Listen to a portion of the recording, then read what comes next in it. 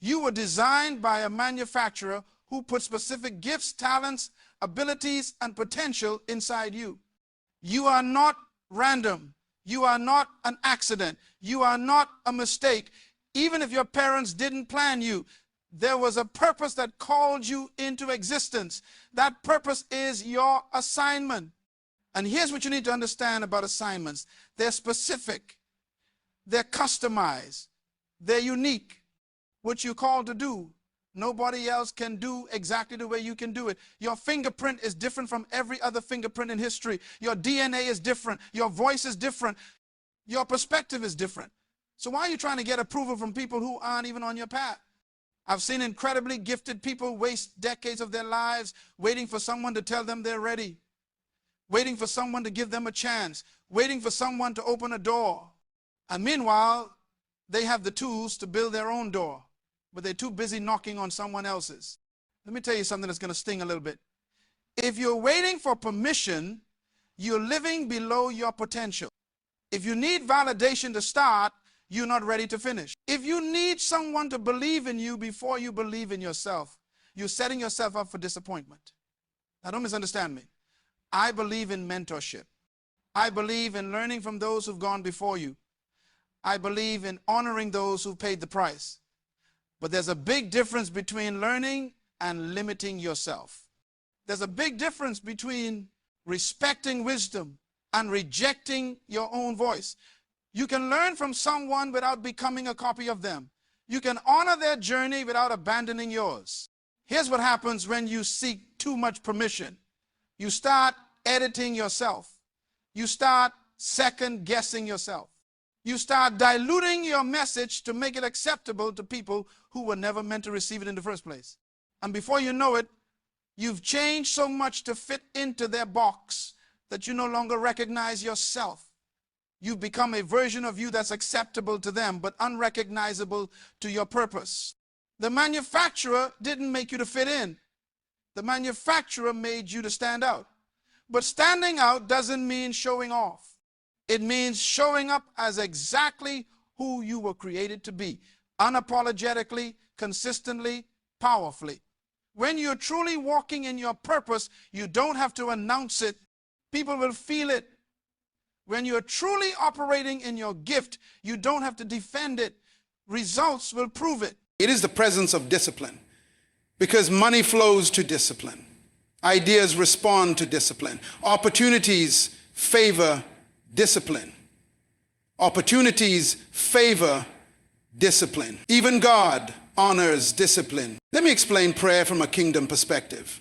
People believe prayer replaces discipline. It does not. Prayer strengthens you to discipline yourself. Prayer is not a shortcut to success. It is the empowerment to obey God's laws consistently. You cannot pray your way out of habits you refuse to discipline. You can pray in tongues for hours, but if you refuse discipline, you will still stagnate. Prayer is the fuel. Discipline is the engine. Without an engine, fuel goes nowhere. Listen carefully. God does not bless prayer. God blesses obedience. And discipline is obedience repeated consistently. The reason many believers are frustrated is because they pray for outcomes instead of disciplining themselves for growth.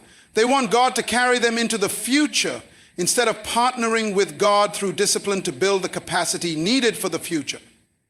Prayer without discipline leads to spiritual fantasies. Discipline without prayer leads to human effort. But prayer with discipline leads to kingdom growth. Now let me bring this home. Every time you discipline yourself, you are prophesying to your future. Every yes you say to structure is a yes to destiny. Every no you say to distraction is a no to stagnation. Every act of discipline is a seed of growth. Life responds to discipline. Destiny respects discipline. Even enemies cannot stop a disciplined person. You can attack their reputation, but you cannot destroy their routine. They will always grow. You must write this down. Discipline guarantees growth because discipline aligns you with God's design. And God's design is the law of your destiny. Discipline is not merely a personal decision. Discipline is a spiritual posture. It is the position your life takes when you come into agreement with God's original intent for you. Because God never designed you to live by reaction, by emotion, or by impulse. He designed you to live by intention, by purpose, by vision, and by dominion. And none of these can operate where discipline is absent. This is why the enemy does not fear your gift. He fears your discipline.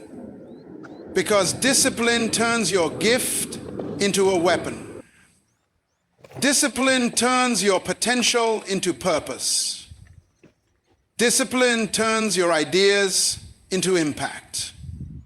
Discipline turns your anointing into authority. And listen carefully. The easiest way for the enemy to destroy a destiny is not by attacking your gift. It is by attacking your discipline. Because if he can break your discipline, he can stop your growth. If he can stop your growth, he can abort your purpose. If he can abort your purpose, he can silence your assignment. The devil does not need you to fall into sin to destroy you. He only needs you to become undisciplined. Because undisciplined people self-destruct over time.